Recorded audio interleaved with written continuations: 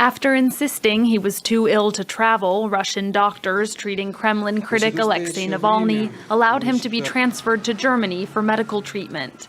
The about-face came after German doctors were finally allowed access to Navalny and declared him fit to fly. It's a decision Navalny's family and supporters had been pushing for. They believe the opposition leader was poisoned after drinking tea at an airport in Siberia. Navalny's wife, Yulia, had accused the doctors of deliberately delaying the medical transfer and wrote a letter to Russian President Vladimir Putin seeking his permission for treatment in Germany. Navalny's plight is the subject of international attention, too, as concerns grow over his suspected poisoning.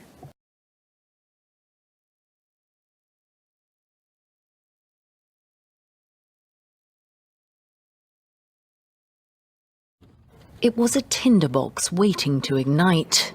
A perfect storm of weather conditions is wreaking havoc in California. Following record temperatures, the state has been hit by its worst dry lightning storms in nearly 2 decades. Since the lightning siege that began Saturday, August 15th, there have been nearly 12,000 lightning strikes. During this time period, there have been more than 560 new wildfires, most of which may have been contained due to aggressive firefighting. Since Monday, fires have burned a zone larger than the US state of Rhode Island. Most are centered in the San Francisco Bay Area. At least 500 homes have been destroyed.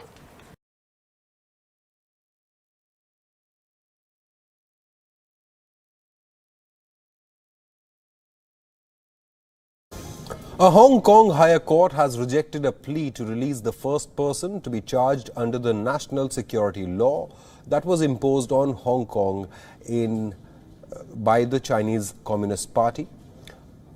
Now, in its decision, the court denied bid for the release of Tong Ying Kit, a 23-year-old man first to be charged with inciting separatism and terrorism under Hong Kong's new national security law. Tong Ying Kit was remanded into police custody and was booked for terrorism last week. He allegedly drove a motorbike into a group of police officers, injuring at least 3 while flying a banner that read, "Liberate Hong Kong, Revolution of Our Times."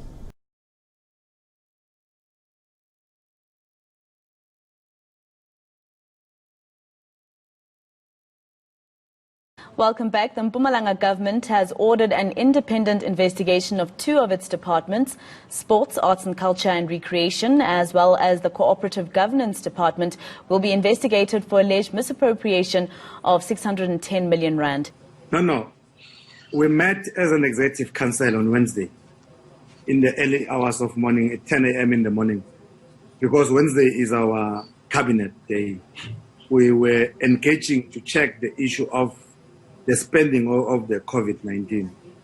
I must just place it on record that of the 610 million spent by the provincial government, Cogta has received nothing on that. And that must be placed on record.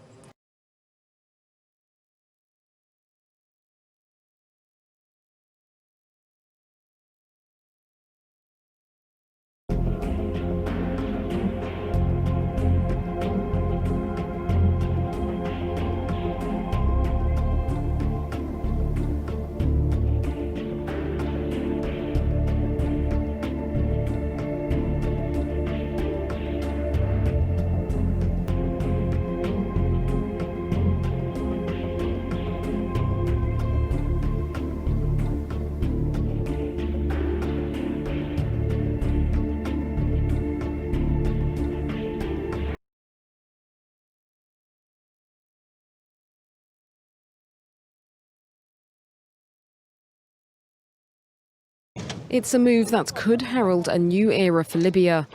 In separate statements, President Fayez al-Sarraj, the head of the UN-recognised Tripoli government, and Aguila Saleh, the Speaker of the Eastern-based parliament allied with military strongman Khalifa Haftar, declared an immediate ceasefire throughout the country. The UN mission in Libya said the announcements demonstrated the courage which Libya was in urgent need and called on all parties to rise to the historic occasion. The two sides have been at war virtually since the formation of al-Sarraj's government of national unity in December 2015. Haftar's forces expanded their territories in the east and the south and mounted a fierce offensive to capture the capital, Tripoli. But they had to retreat in June of this year after Turkey intervened militarily to help the unity government.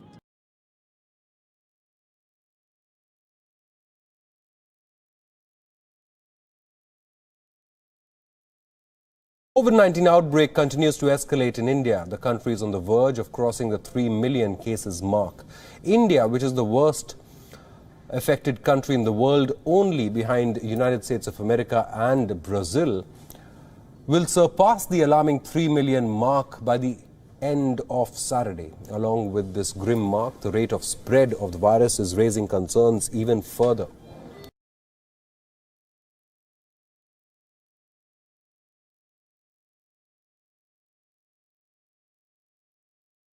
Türkiye tarihinin en büyük doğalgaz keşfini Karadeniz'de gerçekleştirdi.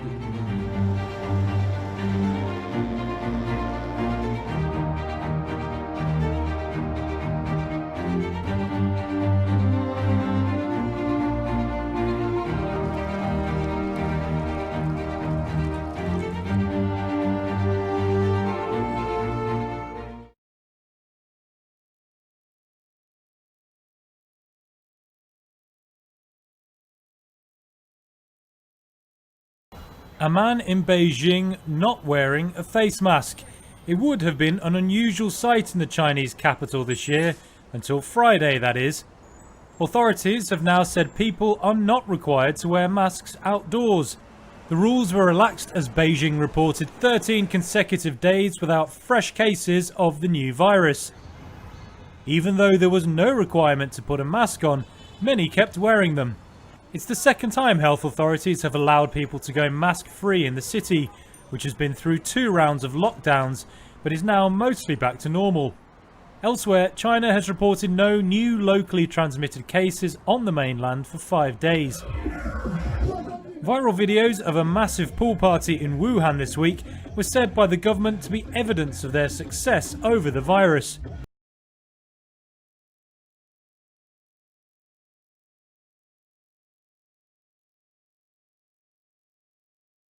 La voiture fait le marche arrière quand c'est en train de rouler. Comme ça marche avant.